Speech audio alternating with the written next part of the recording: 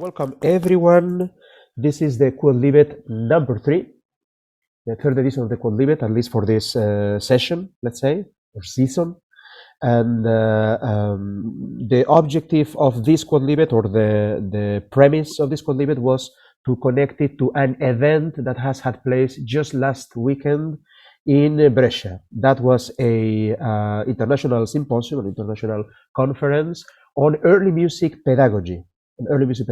So the idea now is, I don't have to introduce this more, I will just say that we have Livio Ticli and Marcello Mazzetti, both of them from the ensemble Palma Chorales, also teachers at the Department of Early Music in the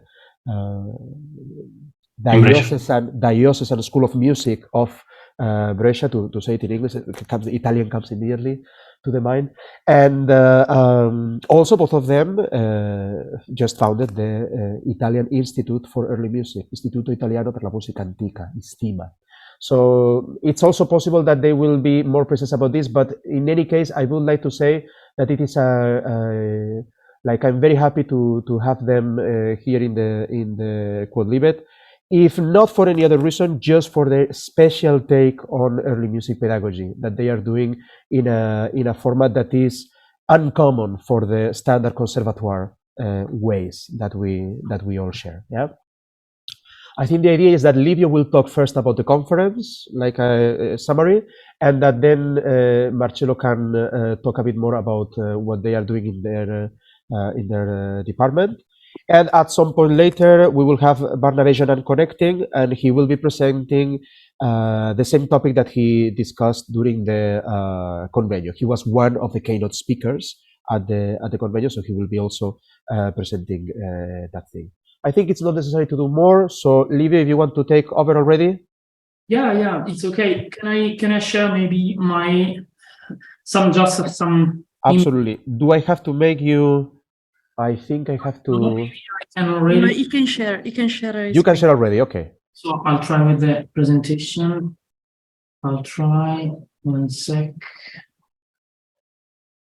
Okay. This kind of loading, and the presentation should be this one. Just to have some images, just to give a picture of what I'm talking about. So first of all, I would like really to thank Isaac for inviting me to this Quodlibet episode, and for participating in our conference as well, conference on early music pedagogy then and now. My gratitude goes also to all other members of AEC's Early Music Platform Task Force, namely Kelly Landerkin, Anton Steck, Claire Michon, and Sara Primiterra, for having conceived and developed this very important online platform in which we can discuss such crucial topics on early music. So I'll start talking briefly about the conference. And so basically, our starting point is that in the past few decades, special interest in teaching methods increasingly aroused internationally, attracting many scholars, performers, with the aim of making available and expanding our knowledge on skills and practices hitherto neglected. This resulted in creating several new educational programs that include subjects peculiar to early music, such as solmization, diminution, contrapuntonamente, vocal instrumental improvisation, amongst others. After the great conference on figured bass we organized last year, and about which 2 monographs will be published in 2023 by Brepols, this year we have just run the international conference Early Music Pedagogy Then and Now, from the classical antiquity to the Renaissance. This 3-day event took place in Brescia, Italy, as we've already been saying, and 9th, 11th December 2022, and hosted more than 40 scholars, early music teachers, and performers from all over the world, basically. Many are the reasons why we wanted this gathering. Marcello Mazzetti and I have very much encouraged this symposium, since the topic of historical music pedagogy is a fundamental part of our early music programs at the Early Music Department Brescia, and of the courses we run through Palma Chorale's research group and Early Music Ensemble. Indeed, we think that we cannot consider ourselves as historically informed performers if we don't inform our musicianship through any historical music pedagogy.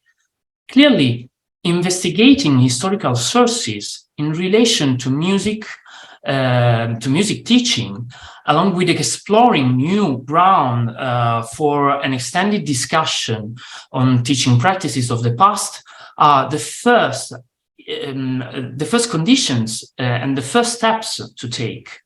At the same time, the early music education of today is fostering a fruitful dialogue within the scholarly community.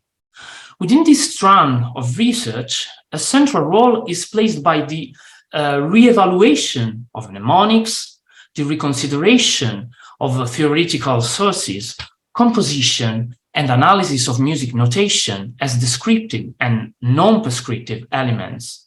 Both practitioners and scholars' perspectives become crucial to rethink contents and methodology of early music pedagogy, because investigating historical sources through a pedagogical lens reveals the necessary knowledge to teach a specific topic or a music scale.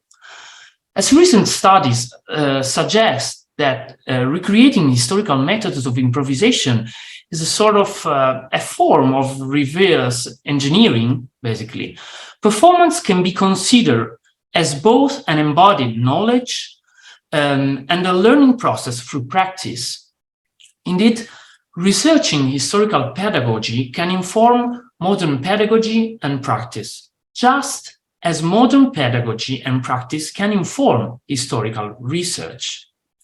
The conference explored the multicultural mosaic of early music education by pinpointing affinities and differences in the way music was taught and learned across Europe and all the Mediterranean Sea area, basically. Yeah, its perspective covered classical antiquity, the Middle Ages, and the Renaissance until the 17th century. And the topics included chant, vocal, instrumental, and sacred secular music. The program also included two international renowned keynote speakers who talked from different perspectives. Laurie Strauss, University of Southampton, UK, who presented her research on how nuns taught and learned music in early 17th century cloisters in Italy. Barnabé Janin, whom we will have the privilege to listen to again together and today, as we said already, and who articulated his keynote speech on how to build an early music department nowadays. The first session of the conference was entitled From Classical Antiquity to the Middle Ages, exploring early centuries practices and the way to teach them. We had a strong accent of techniques to name sounds and giving singing syllables to pitches, so to help students learn very quickly new melodies. Christos Tertsis contributed talking about the circulation of the Byzantine treatise Isigagoi, and Devin Cohen discussed the concept of note. Angelo Rusconi finally dated and provided new elements on the famous Guido d'Arezzo's Dialogo de Musica. Then we had an entire session devoted to solmization theory, starting from Haruyo Miyazaki's speech on apekemata syllables to Bernard Reiner's approach to solmization in Gumpelsheimer, and Adam Knight Gilbert on visualization techniques for 15th, 16th centuries solmization. The session Pedagogical Systems for Learning, Reading, and Improvising Music gave insights on specific techniques and their development through centuries, such as in Niels Brensen's talk. James Hewitt showed his methodology to put into practice improvisation techniques from late Renaissance to early Baroque with many live samples on his bowed instrument, while Susan Abed Navandi addressed her strategies to engage students learning basso continuo. In the session Reading Early Music Today in Educational Context, Sarah Mead showed her experience in teaching effectively Guidonian hands and solmization to her students. Ram Reuven illustrated the concept of dissonance and consonances through centuries. Isaac Alonso de Molina, Isaac, focused on the concept of musica pratica as a viable modern curriculum. Marcello Mazzetti's analysis displayed the integrated skills of the counter, here intended as a full friend for singer, which can be implemented in modern educational programs. And I guess we'll hear something more, afterwards. I emphasized myself the concertato as a form of collective improvisation and posed some crucial questions on the necessary consequentiality of having a historically informed performance practice through a historically informed education produced by historically informed pedagogy. Before the wonderful lute concert Harmony of the Spheres by Stanley Germain from the McGill University, Canada, the session Music Theory and Education in Writings, Treatises, and Non-Musical Sources included Galliano Ciliberti's case on Raffaello Sozzi's self-taught man of mid-16th century, Perugia, Eric Bergwall's contribution on the querelle between Baldwin and Morley at the end of the 16th century and beginning of the 17th, Henry Howie on instruction for instruments in the late 17th century, and talking about Speer and especially wind instruments. Historical precepts applied to today's music education and oral performance offered some interesting and different perspective in reconstructing polyphony and strategies to teach modern students by Carmela Barbaro and Marina Toffetti. The research team led by Tiago Simasquer brought their results in researching new ways to deliver and teach gorga and ornaments in Renaissance and Baroque music. And this wonderful team from the Conservatoire de Lyon brought also the audience to experiment a little bit in this situation, some of their techniques and exercises. Guillaume Bernardi's presentation was about theater and performance practices which unfortunately are missing in modern performances, all these aspects. And the session learning process of instrumental music included the discussion of a keyboard manuscript from Mantua area by Eric Boaro, and then a new interesting approach for making available and research alla bastarda techniques by Catherine Ban. Last session on musical and liturgical practice and pedagogy displayed the Caio Adamatsu Grieman's study on Jesuit Latin Schulen, while Marianne Guillon's fascinating research on Lutheranism in Livonia really made a point on the way they used chants in spreading, religious content, but also teaching music to new and different cultures.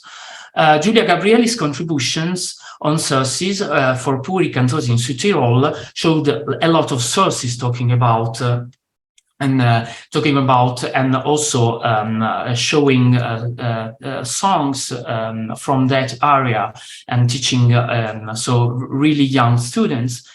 So in conclusion, I believe this gathering on early music pedagogy has been great and improved our knowledge on performance practice, theoretical, improvisational, and compositional aspects, as well as it provided new analysis, case studies, documents, and some profound insight on pedagogical practices. Also, it was an opportunity to understand how this new evidence could be sometimes implemented into curricula and everyday's music teaching and didactics. I'm sure all the remarkable talks we had will contribute to the field and will be also useful to build bridges between historical studies, performance, practice, and music education. Also, I'm not sure, Marcello, you were mentioning that in your talk, but we're going to have also a monograph dedicated, completely devoted on this, on the results of this gathering. So we're looking forward to it, and will be published by Brepos as well. For example, I'm just thinking as to later time periods, we observed a multi-layered situation with several different aspects, which involved ranging were ranging from counterpoint, ornamentation, florid embellishments, also schemata, instruction for playing instruments, and so on. So a very multifaceted result, I would say. Some case studies underlined how important is sharing different perspectives and drawing comparisons between possible different approaches, which can include also modern techniques and can refer maybe to disciplines and methodologies very far from historical practice. So we heard about math techniques or like body techniques of relaxation, or contemporary music, electronic music. So we heard a lot about those aspects too. In short, I think this was an occasion for everyone to exchange opinions, to share the experience, and I learned a lot myself, benefiting from so many high-profile and innovative contributions, I must confess. At last, I want to thank all the institutions involved, the Centro Studi Opera Omnia, Luigi Boccherini, the Italian Institute for Applied Musicology, for organizing together this great event and helping us put into practice our ideas on this topic and make the concept we designed for this conference come true. So me as Palma Choralis, both research group and early music ensemble, so on behalf on Palma Choralis, I must say we were so happy to collaborate on this event, and we can proudly say we've been the education and performance part of the conference committee. I would say this was a great opportunity for contributing to a topic that I think it's so central to performance practice and early music in general. Indeed, whatever perspective you look at it, there is a strong and renewed interest in the topic. As an early music ensemble specialized in early music since 2006, Palma Choralis has been mainly focusing on Renaissance and early Baroque practices, and we've always aimed at combining in the most fruitful way the results of historical musicology and performance practice. Ideally, our research has always started gathering evidence and addressing major issues raised by all these phenomena. Then, through a practice-based work, we've been analyzing. I'm sorry. Well, this was the wrong one. Yeah, analyzing. We've been analyzing and testing on field sources, hypotheses, and case studies. Indeed, our purpose is to improve our understanding of early music while challenging, in a way, our traditional views of the 21st century. By shedding new light on the so-called unwritten tradition, we've been seeking renewed paradigms in music making. We aimed at setting the pace for a new generation of performers, and we understood the changes possible only through music education and by thinking in depth over the way we teach practices and techniques to young students. This is why we long to have a peculiar connection of performance practice with pedagogy in this conference, and wanted to avoid only abstract or historical reflection on the subject. We received lots of proposals, and so we were really pleased to see that many of the speakers were performers, or they included performance in their papers, combining practical matters with more traditional studies on early music pedagogy, in a way. This is one of the ideal, like an utopia. We were discussing, proposing, to lead also, for example, musicologists to rethink the way to interact directly with historical performance, the education is a central part. And in this process, or in this relationship, I would say. So basically, I will leave the floor to Marcello, right? I think I've said all I had to say, so I'll just interrupt my share. Yeah. Okay, thank you, Livio, and sorry for my goblin voice. This is one of the fruits harvested in the conference last weekend. Maybe I can share also my presentation. Let me check. Okay, maybe it's this one. Can you see it? Okay. So first of all, I would like to thank Isaac for inviting me in this Quodlibet, and for making possible extend a wonderful symposium and discussion over here. As Livio Ticli has already talked about the conference, I will focus on what have been doing for 7 years in Brescia, Italy, at our early music department, which is now a local branch of the Italian Institute of Early Music, as you said, Isaac, Istituto Italiano per la Musica Antica. Livio Ticli and I have been reflecting actually on the role played by the pedagogy on the performance for about 15 years right now. In fact, for a long time, there has been talk of historically informed performance practice, focusing just on music performance, on the hic et nunc, I'd say, of a single performative event, without ever reflecting actually on the trajectory of the studies, skills, and constant research that offers musicians the possibility to interpret the music of the past.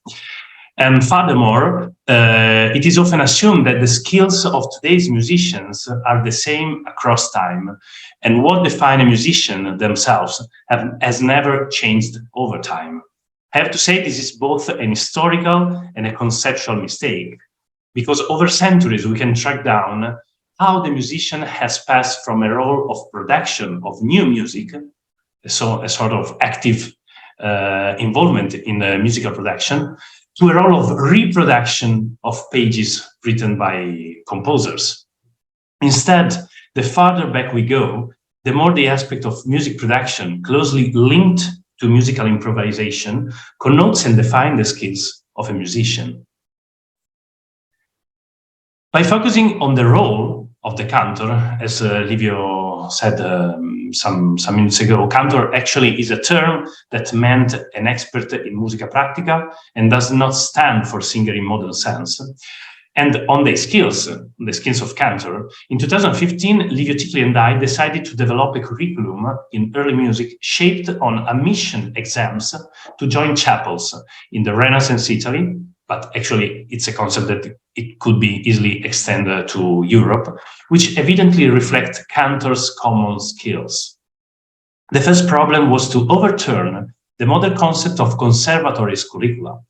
As it is known, they are generally modeled on an instrumental pedagogy, which was actually placed at the antipodes of the musica disciplina hierarchy at the time, as you can see in this slide, which is very, very common. Looking at the historical development of music pedagogy, we see that the instruments cannot be considered as main subject at all. If there is silent agreement across sources, in fact, is that instruments imitate the voice, and therefore it is essential that all the students, no matter their background, build a musical vocabulary starting from the inner instrument, the voice itself.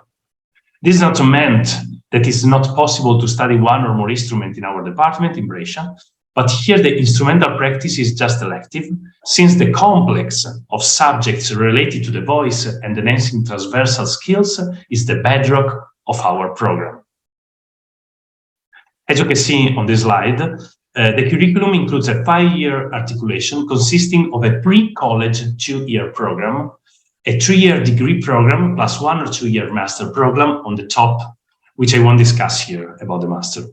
But as you can see, in pre-college courses, students familiarize, here at the bottom, students familiarize with solmization and plain chant for strengthening intonation and intervals, and for acquiring a melodic grammar on a modal basis.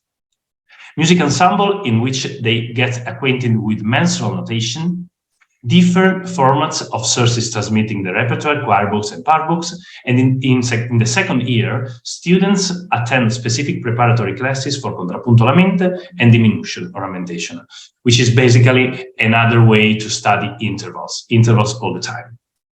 The mimesis is the basis of this learning process. In general, freshers and junior students are always encouraged to enter performance contexts, such as singing in the Catholic liturgy in the Vetus Ordo. We are lucky because we have a church which celebrates in this Ordo quite close to the department, in which they work alongside more experienced colleagues and musicians. They are also persuaded not to fixate on a particular vocal register, but are all pushed to experience different clefs, transposition, and ranges in relation to the pitch of historical organs still playable in town and surrounding. The aim is to avoid perfect pitch as first, and at the same time, they read or make music impromptu if the context requires it. Liturgical context, in fact, today, as in the past, imposes a much greater performance flexibility than other modern concepts of concert. For example, it is not possible to predetermine the length of a procession for communion, the extra duration of the Eucharistic consecration, or the introitus, for instance. This way, they need to improvise, for instance, over psalmodic and modal formulas in order to lengthen music or to reduce drastically it or a song by singing unwritten polyphonic cadence. From the 3rd to the 5th year, you can see in the graph, however, the curriculum includes the steady presence of 3 main subjects: cantus planus or fractus, cantus figuratus, and contrapuntus. Although the diagram shows the diminution belongs to the cantus figuratus, here you can see some arrows, path only conventionally, it is a transversal skill to all the subjects, since the students are required to ornamenting plain chant, as historical sources shown, embellish polyphony or realize canons, falsi bordoni, or an extempore part over the plain chant. Besides the degree program, as I told before, we have also developed prep courses specifically conceived for kids approaching music from scratch. Ex Ore Infantium is in fact a repeatable yearly program which combines solmization, notation, music appreciation, using the voice and the entire body as a means of learning. We have designed a specific game named the Music Bridge. You can saw something here in the small video, which uses proprioception exercises to interiorize figures, values, and rhythmic patterns commonly found in the repertoire. At the same time, this game helps kids familiarize with the concept of tactus and diminution as they learn how to break brevis, semi-brevis, and minims in different ways through a card game. As to solmization, we found obviously the kids and amateur with no music background can learn it faster, solmization than students with an average background in solfeggi. Also, the use of the C clef on the first line is more intuitive due to its scale shape, rather than the G clef, which needs to introduce immediately the concept of ledger lines to read and place the C solfaut acutus. Here in the slide, some of our booklet for kids handbooks.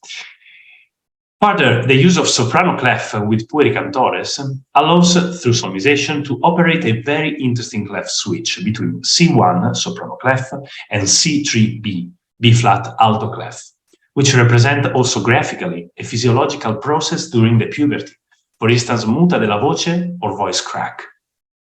This method to teach kids has historical evidence also in Brescia, where we teach.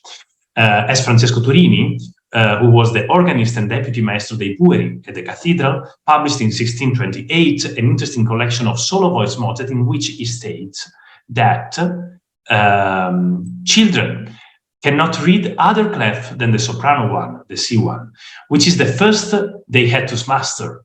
But those compositions in contralto, C3 clef, have the same disposition of voices, by reading through solmization, of course, except for the lower part written under the C clef in B dur. But as you can see, in C3 clef B, the solmization syllables are the same. So basically, it's a way to visualize intervals with different clefs, or also to transpose the chant, but using the same disposition of intervals as the syllables are the same. As you can see, C1, C3B are homologous clefs as intervals, while not the pitches are the same. This way, young singer can easily manage this switch and getting familiar with a new clef, also representing a new and lower vocal range. One of the most brilliant and inexplicably underrated pages, which openly addresses teaching methodology with beginners, del modo di insegnare al principiante, is from the Scintille di Musica by Lanfranco, a treatise printed in Brescia in 1533.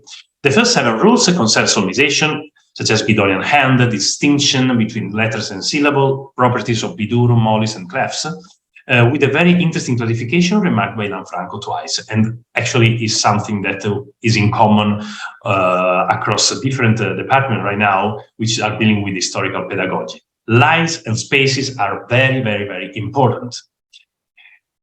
Apparently, it sounds like a useless remark, but it is not. It underpins a way to read music very different from the modern one. A system not aiming at fixing pitches, but rather at recognizing interval shapes. This ability transcends solmization and plays a key role in the contrapunto alla mente practice, as Lanfranco himself showed in his Mano di Contrappunto, and as Vicente Lusitano says in his Introduzione Facilissima of 1553, giving rules on contrapuntus ad videndum. There will be 1,000 aspects of which I have discussed in the conference, but I prefer to conclude my speech with some consideration on how and why contexts are so important in defining protocols on early music pedagogy. As said, Brescia, Italy, is the city in which our department is settled. We chose Brescia for its strong relationship with its music heritage, as since the beginning of the 15th century, we can track down treatises with a solid pedagogical mark. I'm talking about, for instance, Regola di Contrappunto by Antonio da Leno, who talks about how to improvise music over the plain chant. And Leno is a city 20 kilometers apart in the east from Brescia. Or, for instance, Breviloquium Musicale, which actually changed the name in the second edition by Bonaventura da Brescia, which went published from 1479 to 1550, over 20 editions, and represent a practical guide to the plain chant. And again, Scintille di Musica of 1533 by Giovanni Maria Lanfranco, who was the maestro di cappella dei Pueri in Brescia Cathedral and one of the closest friends of Pietro Aron. The latter visited Brescia at least 2 times, leaving significant proofs of musica pratica status in Brescia. And again, La Luminata di tutti i tuoni di canto fermo of 1562 and Il Tesoro illuminato di tutti i tuoni di canto figurato of 1581 by the Franciscan friar Eguino da Brescia, or Le Regole del Contrappunto of 1596 by another Brescian Franciscan friar, Valerio Bona. And I'd say that one of the most important features of these treatises, which is actually important to our discourse on pedagogical stuff, is the use of vernacular language rather than Latin, a very practical and straightforward way of teaching the subject and their shortness. Moreover, Brescia is also the city in which Antegnati's family held its organ building workshop. And nowadays, we have still 3 organs by Antegnatis made from 1570s to 1640s, still playable by our students. And it's important, I mean, to establish a department in such a city. Well, I'm not saying that we need to establish department, obviously, only in cities like this, but I'm arguing that we can put into practice historical knowledge by considering how treatises and context are deep-rooted and how primary sources insist on the skills of producing music off the cuff and not on the reproduction of music written by others, since the performance of cantus figurato, as I showed before, was just one of the skills required by musical chapels at the time. I think I have no time for any other further consideration, so maybe we can discuss at the end of Barnabé's talk. Meanwhile, thank you so much for your attention. Thank you very much to both of you, Livio and Marcello. Thank you for this abundance of information, not only on the symposium, but also on the particular approach to music pedagogy and to the whole idea of performance practice as something that cannot be just done from the sources directly, but has to go through all the process of pedagogy and retraining. Yeah, otherwise will be always a very difficult conversation. That we have been many times discussing about this. How is it possible to have the conversation between musicologists and musicians? Maybe there are like extra steps to be done for the whole thing. Thank you very much. I think Barnabé is already connected, but correct me if I'm wrong because I cannot see everyone on the Yes, on the I am. Fantastic. Voila. Hi, So, good evening, everybody. Barnabé, Marcello, hi, Isaac. Hi, Livio. Hello, Barnabé. Hi, hello, Barnabé. I think the best we can do is, yeah, sorry, because we're talking all at the same time. The best best we can do is just to give you the floor now, and because we just want to listen to your presentation at this point, and so I think no more presentations are necessary. Barnabé Janin teaches at the Conservatoire of Lyon. The Conservatoire of Lyon has many of these things already in place, as we are going to see. So let's keep it to the point. Barnabé did a keynote at the conference. Barnabé Janin teaches at the CNSMD of Lyon, is also a performer of medieval and Renaissance music with the ensemble Obsidienne, both as a singer and also playing the fiddle.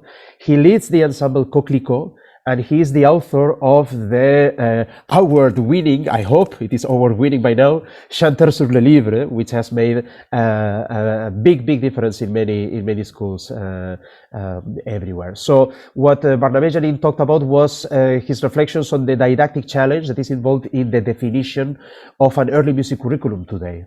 And he will be centering in the example of the Conservatoire of Lyon. Yes, thank you very much, Isaac, and thank you for inviting me to make this presentation again. I fear I could be a little bit too long, so don't hesitate stopping me if it's too long, but normally it works.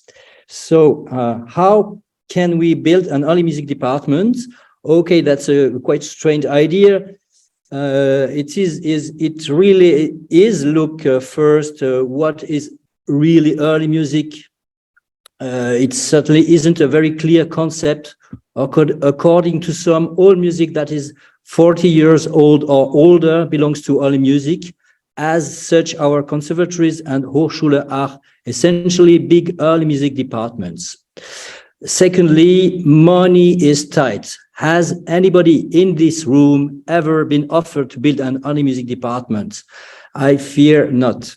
And 3, global warming will soon be the end of humankind anyway, and incidentally of early music. So that's totally settled.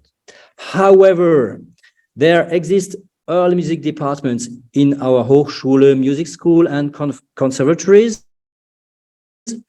Thus, if we are not to build a brand new department, we can at least think of the best way to organize the already existing ones. Indeed, whether these structures are small or more significant, they are both confronted to fundamental didactic and pedagogical challenges. In order to set up an early music training, we can, for example, ask ourselves, first, which repertories should we teach? Which time periods should we cover? Which practices should we pass on? And what kind of teaching and classes should we set up? Before we try and answer these somewhat existential questions, it is clear that in the midst of all the possibilities available, early music teachers will have to make choices.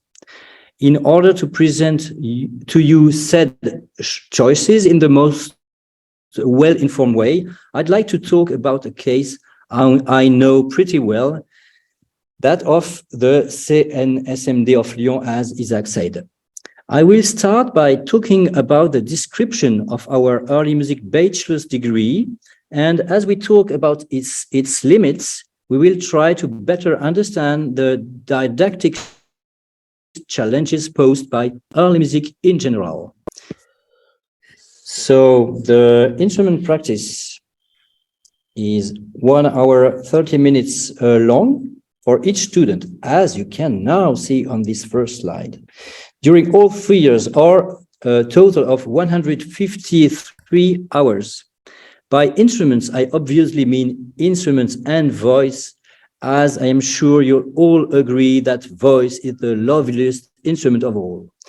Here is the list of instruments taught in our degree.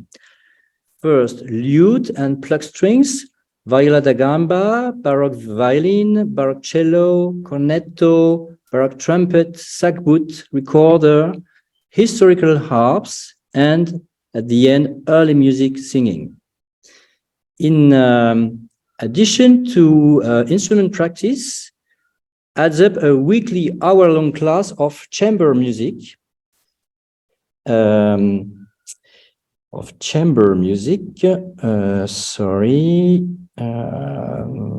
looking for my talk.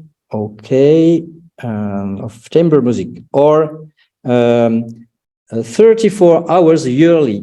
The class operates as such. Students spontaneously form chamber music groups within the early music department, and then choose with which instrument teacher they'd like to take a class. This way, they can benefit from advice from several teachers successively. Each instrument teacher has in their contract a weekly hour dedicated to chamber music. This relatively open operation of chamber music classes allows students to easily create bonds within the early music department or with other musicians. In the bachelor's degree, many additional classes add up to both those main classes, all integral parts of the degree. First, the medieval musical language class, which bears the sweet name of Ars Musica Moyen Âge, is a group class that lasts a total of 102 hours or 3 hours weekly for first-year students. This class deals with musical language in the Middle Ages under 3 different aspects. First, written composition, second, vocal polyphonic improvisation, and third, reading upon sources. It is thus a practice-focused class, as are other musical language classes. In order for you to get a better grasp of the class's content, here is a short clip of students improvising an organum in the style of Notre Dame Notre Dame School.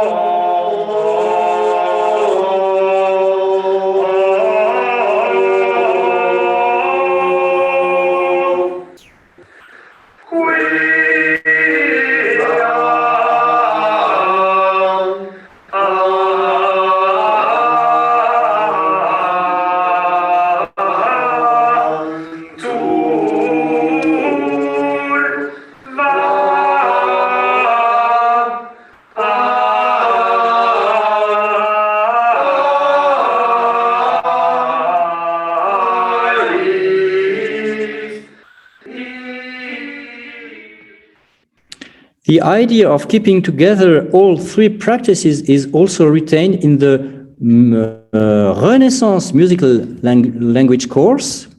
Sorry, I made a mistake. In the Renaissance musical language course, in this case, students are gathered in smaller groups, pedagogical choice causing a shorter teaching time of 68 hours for second-year students. To illustrate this class content, let's watch a clip of students singing up on the book around the melody of a chanson. A very short extract.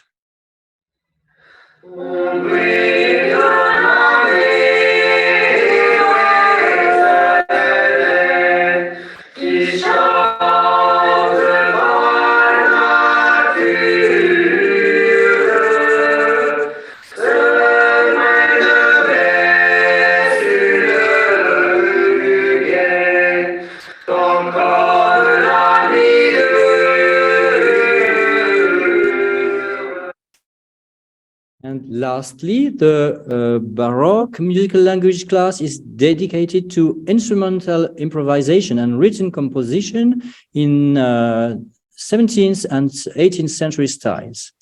At this point in my presentation, I'd like to put an emphasis on the didactic innovation that musical language classes represents. Indeed, these classes include three practices which traditionally are taught separately since the 19th century. I mean, mainly composition and improvisation. Here, they both aim in a complementary way to give a better understanding and knowledge of the counterpoint. Both activities, singing or playing the counterpoint on the one hand, and on the other, writing it, fundamentally complement one another. In the 15th century, Johannes Tinctoris clearly states the inseparable nature of these approaches, saying there are two kinds of counterpoint, written and improvised.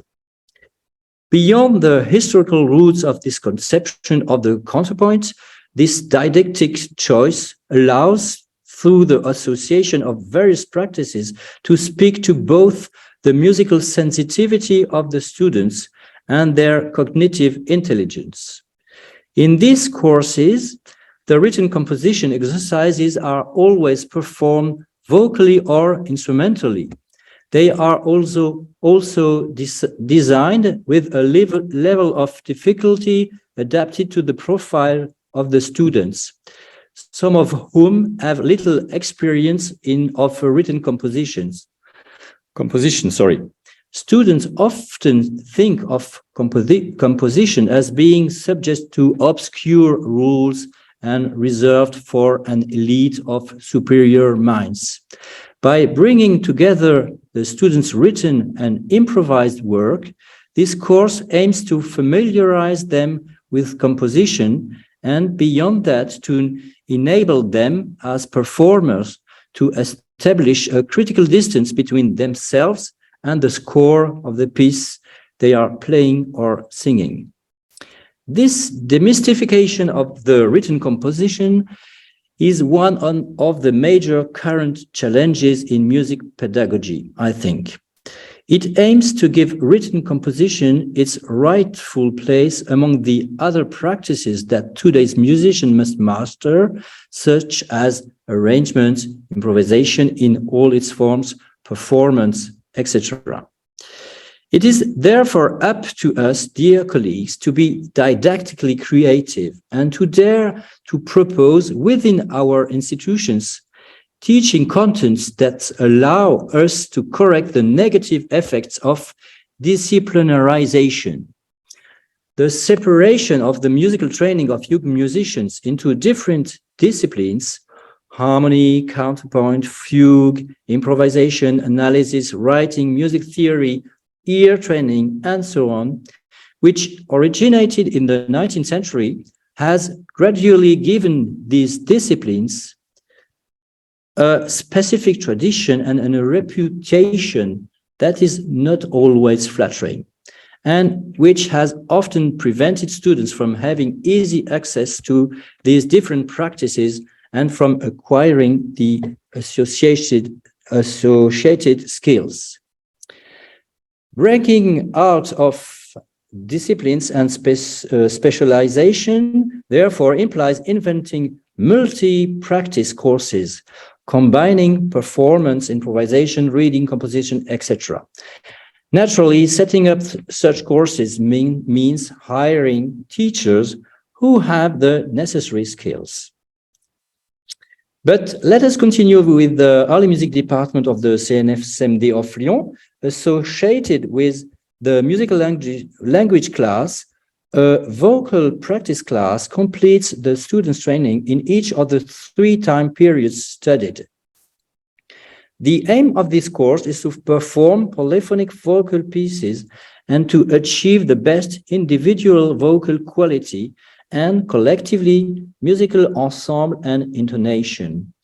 The pieces sung in this class are chosen in close connection with the program of the musical language class. For the medieval and Renaissance repertoire in particular, the vocal practice class aims to introduce students to a repertoire with which they are generally unfamiliar, if at all. We will say a few more words later on about the importance of vocal practice among the other practices taught in an early music department.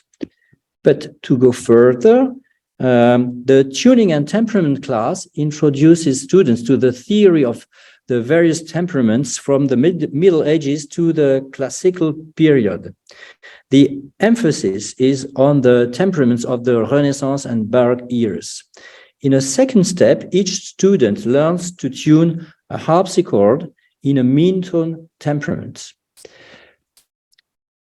The music for dance class lasts only 10 one-hour sessions, but it allows students to experience 2 practices together, playing the music of the main dances of the Baroque period and dancing themselves to this music, performing the associated choreography. The musician thus become more of a dancer, dancing gavotte, minuets, and bourrées. The ornamentation class is divided into 2 years, 1 year of Renaissance ornamentation and 1 year of Baroque ornamentation. Like the musical language courses, the ornamentation course combines several practices following 3 stages. Firstly, the students perform on their instruments the examples of ornamentation given in the treatises, which must be read thoroughly and patiently. Then they write the ornamentation of a piece in imitation of one or other of the authors of the treatises, for example, Botticelli, Rognoni, Handel, etc. And finally, they perform this written version. In this didactic approach to ornamentation, the ultimate skill is to be able to improvise an ornamented version without having written it down beforehand. This goal is only achieved to certain particular styles of ornamentation.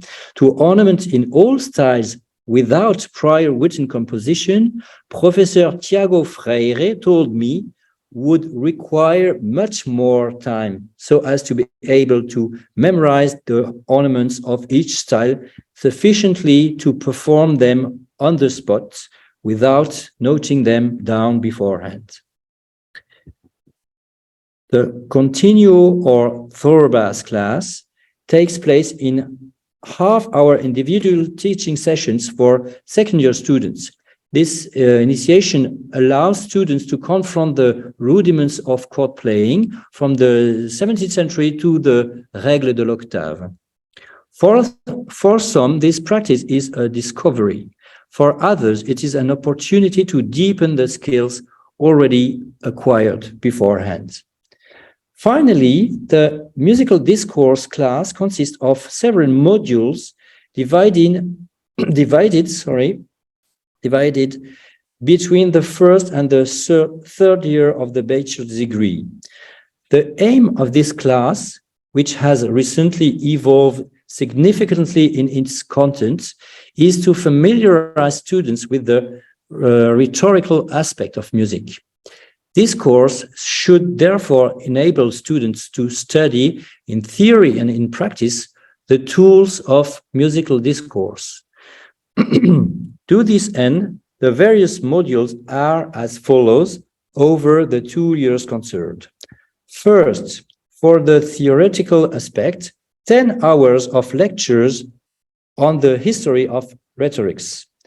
And secondly, for the practical aspect, first 10 hours of classes of the improvisation of Gregorian Alleluias.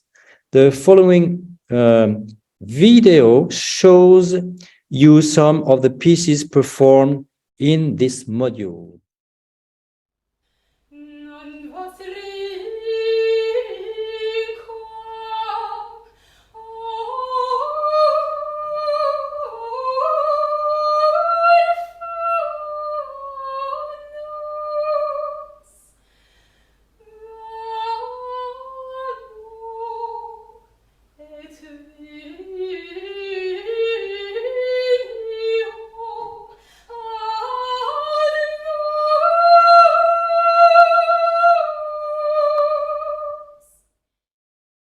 So this is the first module, and the second consists on the improvisation.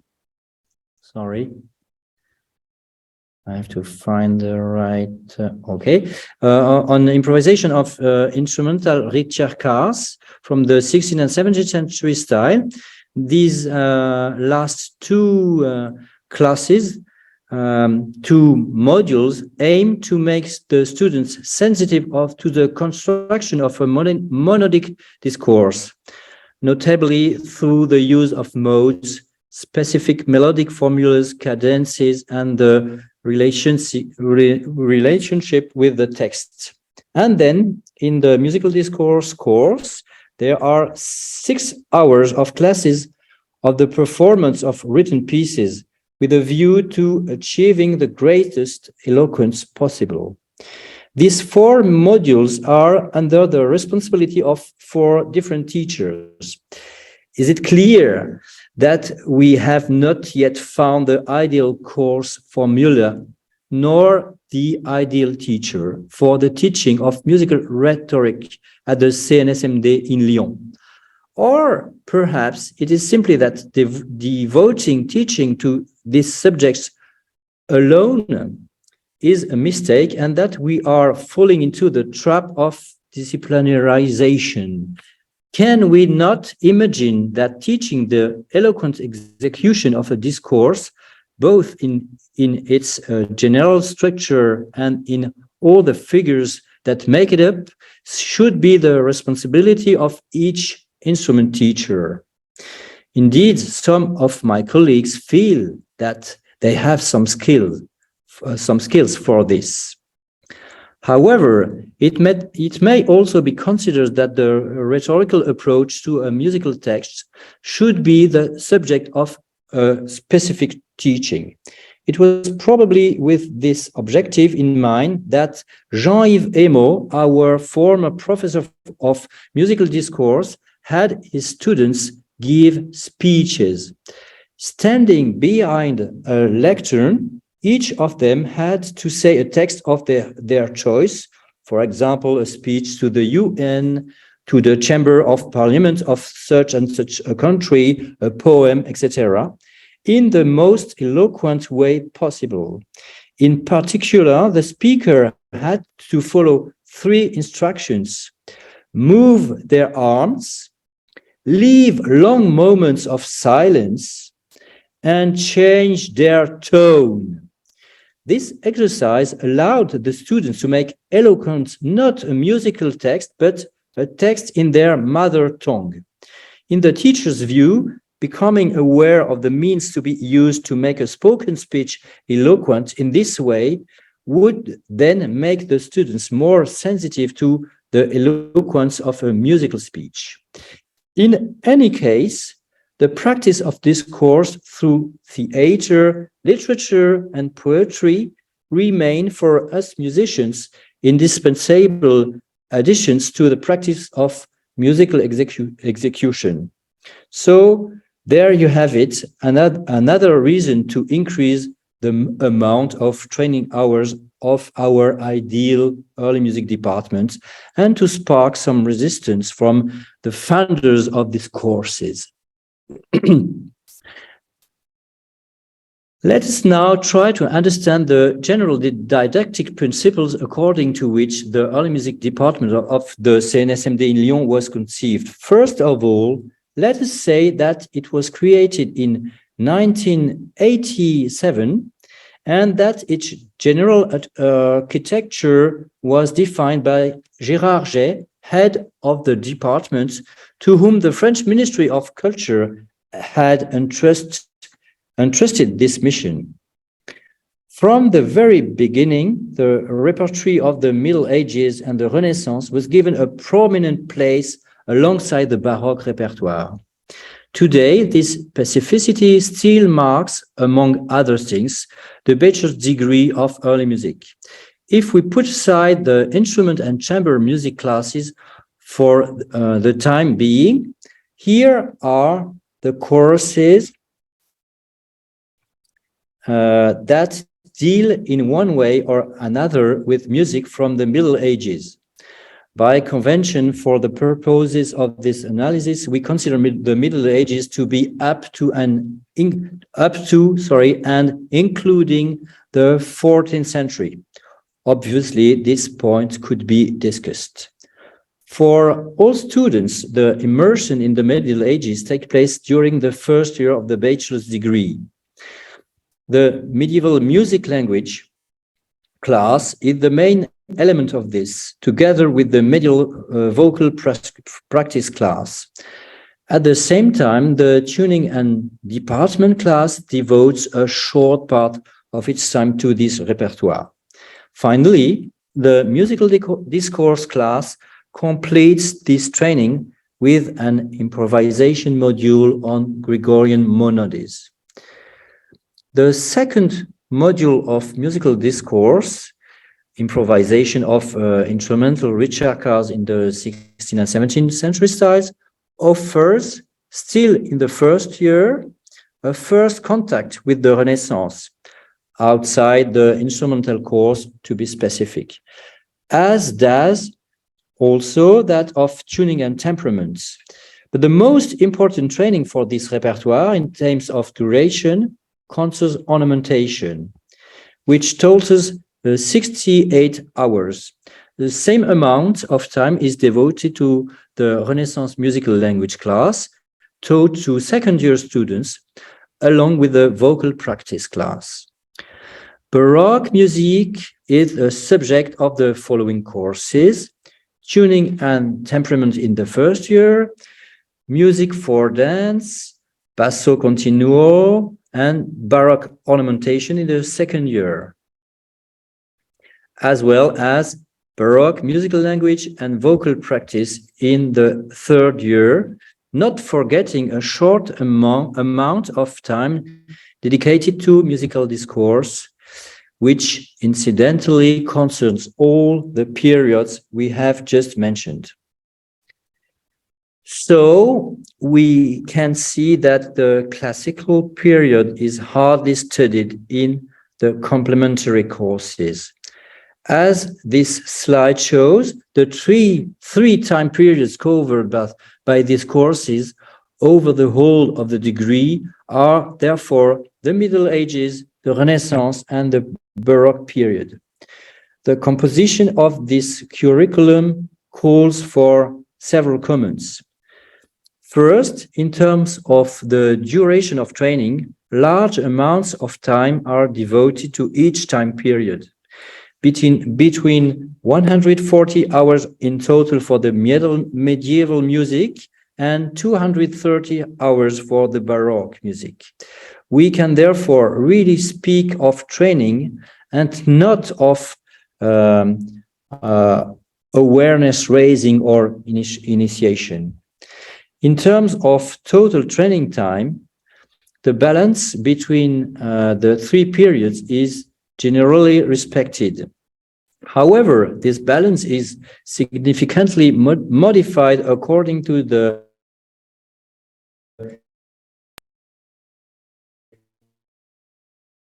instrument practiced by the students. The repertoire studied by harps, recorders, and singers in their instrumental and chamber music courses covers mainly the medieval, Renaissance, and Baroque periods. As you can see from this graph, the balance between periods is always respected.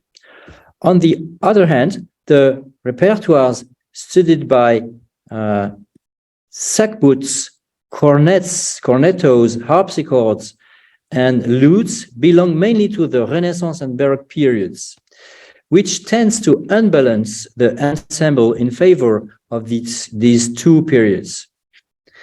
Finally, for violins, cellos, and viola da gamba, whose instrumental and chamber music courses cover both the Renaissance and the Baroque periods, but also in different proportions the classical period, the balance is somewhat restored between the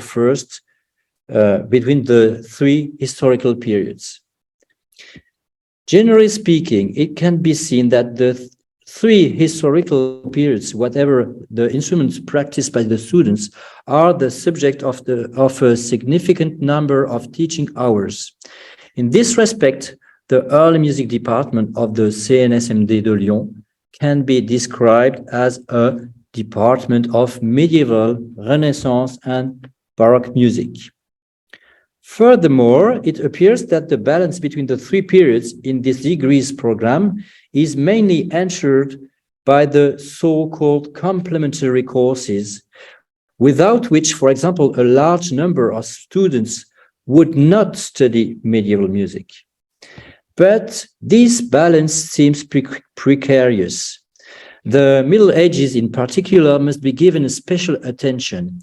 Indeed, beyond the teaching provided in the framework of complementary courses, it's important to have a sufficient number of instrumental teachers as a resource for the performance of this repertoire. At a time when the early music department is about to recruit a new recorder teacher, it seemed to us collectively essential that our future colleague, like his predecessor, should have solid skills in this field. Otherwise, our fragile balance could be threatened. As you have seen, the choice to focus on the Middle Ages, the Renaissance, and the Baroque period has resulted in a relative abandonment of the classical period. This choice was not made deliberately. In the history of the department, this tripartite structure was first established around the musical languages course. From 2007 onwards, this teaching musical languages course, which had been given a central place in the curriculum since the creation of the department under the title Writing and Analysis of Early Music, was split into three different courses, each occupying 1 year of the degree. This division then strongly guided the didactic reflection of the department, if each historical period being thus easily identified by its place in the curriculum. The didactic offer of each was then enriched by the addition of vocal practice or ornamentation courses to the three musical language courses. In these conditions, what can we do with classical music? What about romantic music? In a context of budget cuts, it is understandably difficult to envisage creating new courses for these repertoires along the lines of those existing in the early music department. Moreover, these repertoires are already taught by our so-called modern colleagues, and it is in any case hardly conceivable for an institution to offer two parallel training courses on the same repertories. This coexistence between modern and historically informed training is a major problem. In some places, the historically informed approach is already affecting the Baroque repertoire. At the CNSMD in Lyon, for example, some teachers of modern disciplines ask the teacher of early music department to give courses or workshops on the interpretation of the Baroque repertoire. Similarly, some students from outside the department knock on the door of our complementary courses. However, due to the lack of a sufficient number of hours allocated to these requests, these collaborations remain in the realm of awareness raising or initiation. It can thus be seen that the enlargement of early music department to include the classical and romantic repertoires and the establishment of historically informed training for these repertoires would require major changes in the pedagogical project and the curricula of the conservatoire. It would also lead to a fundamental didactic rethink affecting the content and existence of disciplines such as writing, analysis, ear training, etc. This fundamental difficulty explains why most early music departments today have not extended their field of competence beyond Baroque music. Lyon's is no exception to the rule. However, the recent transformation of the early music department into the early music delegation, so there is a slight difference, now an integral part of the performance departments, will certainly allow more direct comparisons between the training of modern and early instrumentalists. The discussions are therefore not about to die out, and the didactic choices remain highly topical.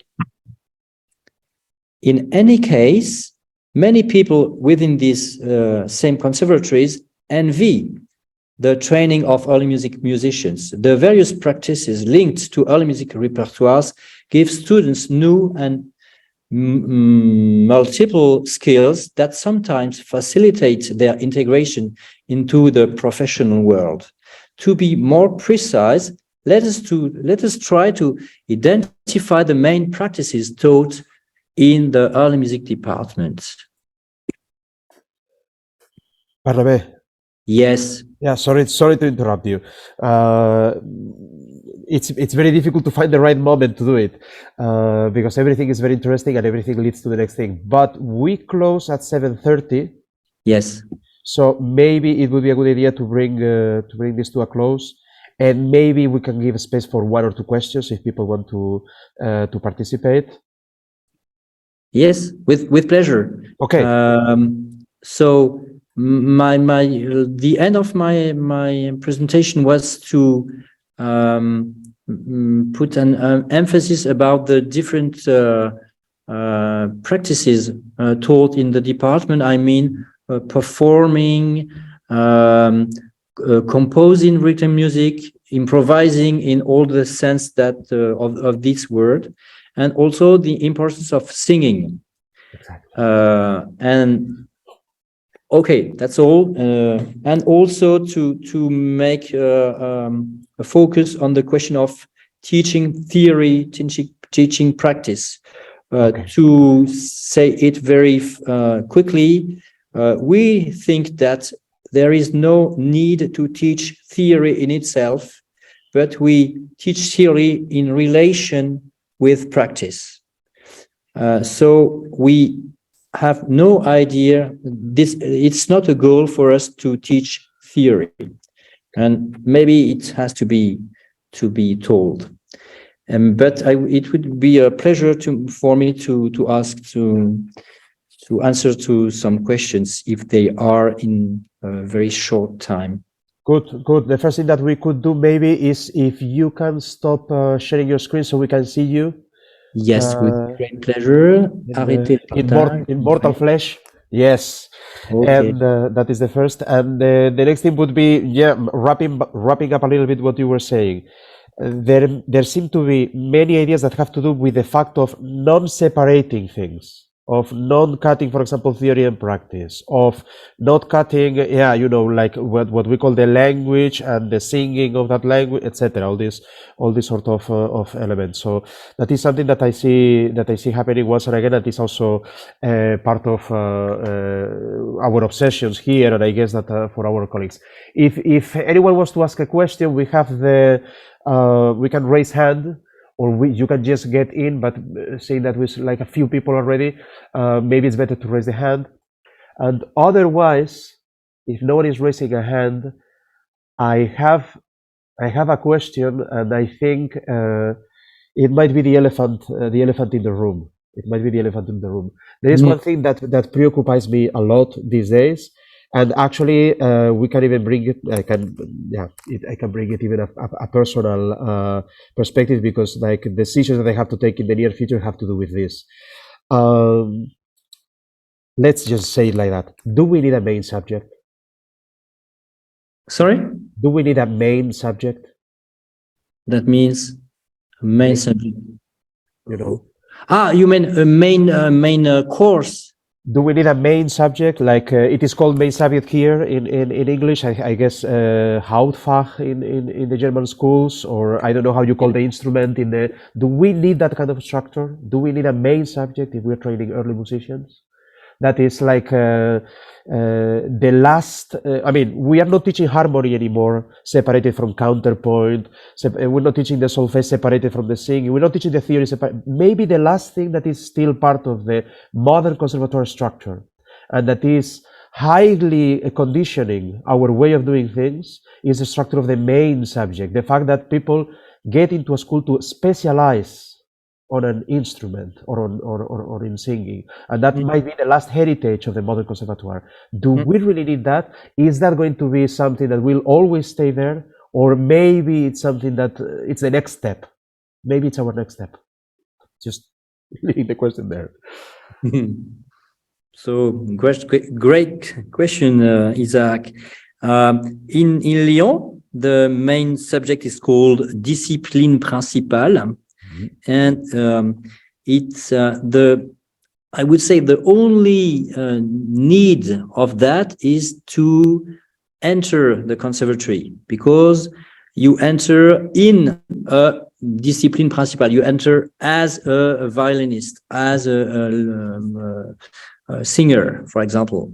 But then when you are in the bachelor's degree, for example, you have many different courses at the very end, in the what we call the recital.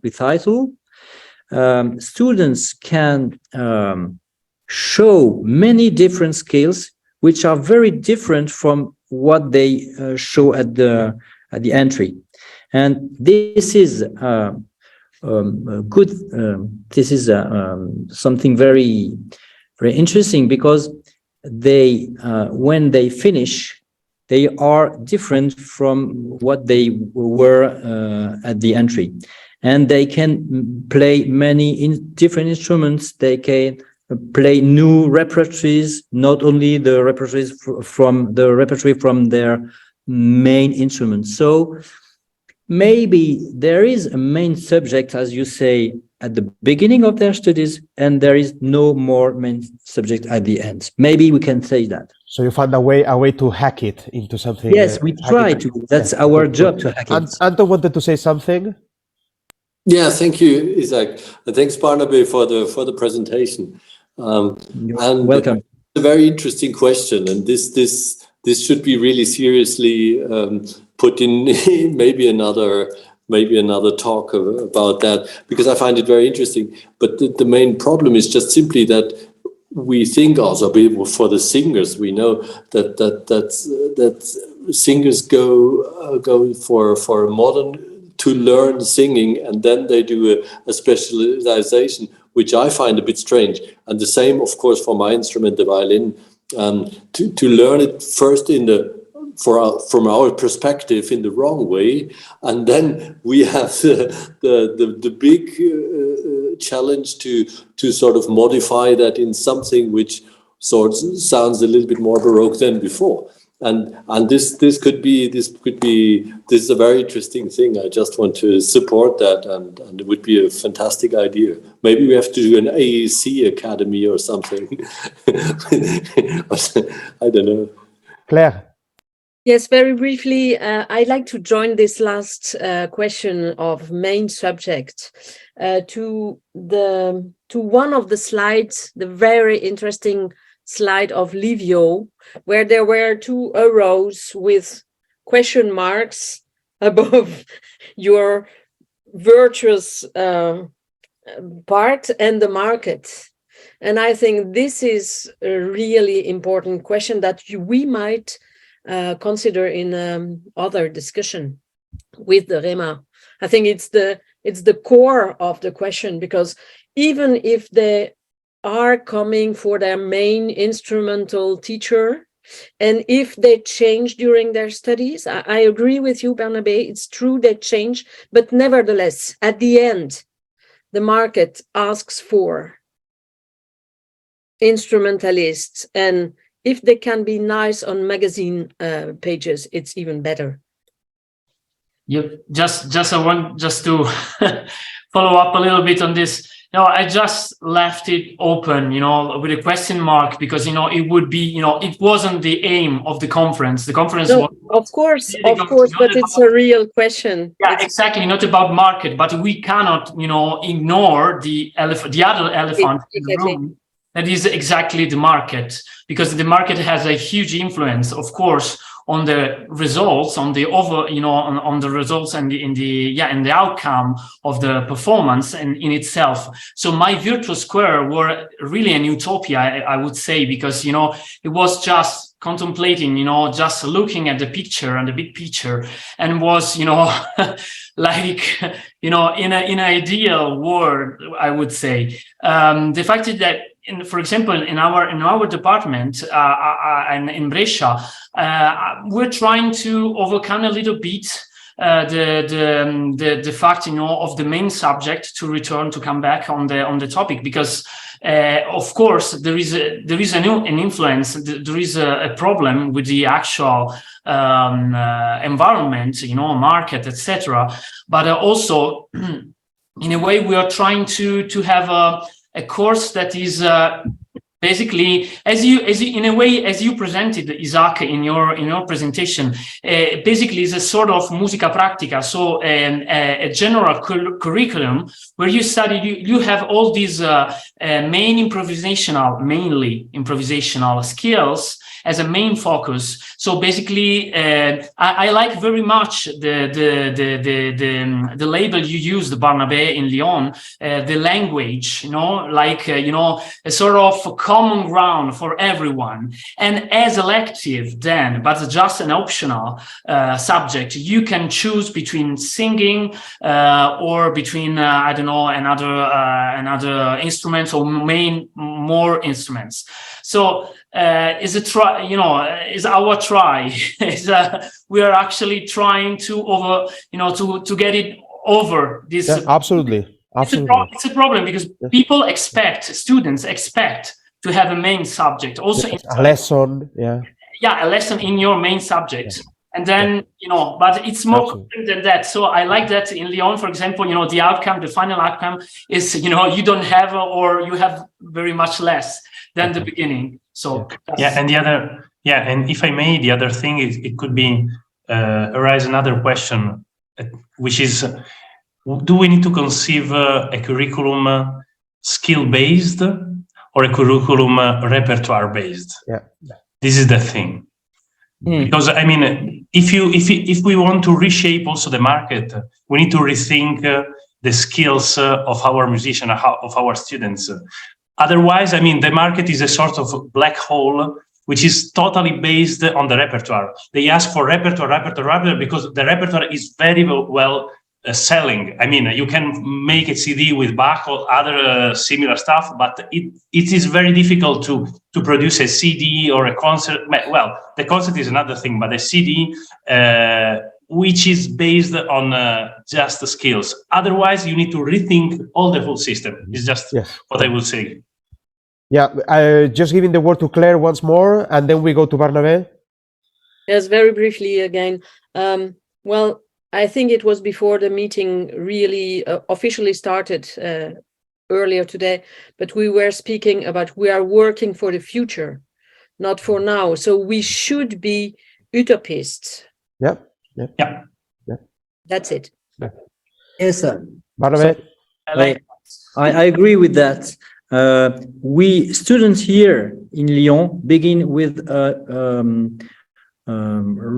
instrumental based curriculum, and they end with skilled based curriculum outcome. So yes, the market exists, and maybe sometimes some points in our training are linked to the market.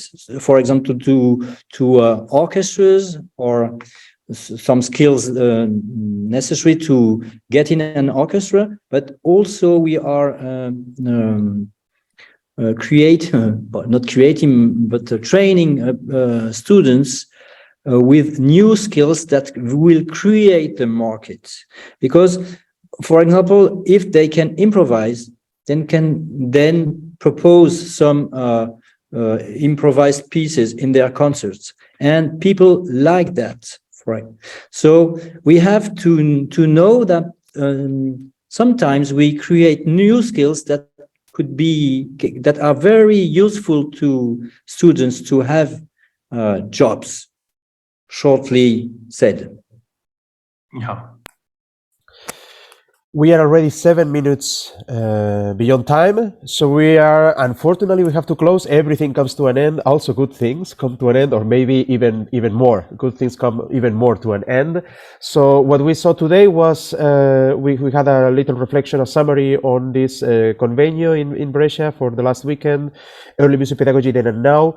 We had a peek into the inner workings of the early music department Città di Brescia, and we had Barnabé Janin also giving us a wider overview on the workings of the bachelor at Lyon, and many issues have been raised, and probably we would have to dedicate more time to, of course, experimenting, thinking about them, and why not discussing about them. So thank you to everyone that has participated. Thank you also to the organizers, of course, to Sarah, always putting everything in the right place, and to my colleagues in the committee, Anton, Claire, and Kelly, to our guests, Barnabé, Livio, and Marcello, and everyone that has participated. We hope to see you the next time we organize something like this. We don't have a fixed date at this point because it was the end of this first season, so we will continue to keep you updated. At any point, please get in touch with us if you have more ideas, or if you want to present some specific topic to discussion, or even if you want to also give a wider space for an event like we did today. We are also here to discuss curriculum, to discuss these ideas, but also to connect and find synergies between or amongst the different events that are happening at the different institutions that we all represent. Thank you very much. I hope you guys have a good and beautiful... Colleagues from the task force, can we stay 2 minutes together? And maybe Stefan with us. I see you, Stefan. Mm-hmm. Thank you, everyone. For everyone else, thank you. Thank you so much for invitation and for the opportunity to share ideas. Thank you for the invitation. Thank you. Thank you all. Thank you. Thank you. Ciao, bye-bye. Bye.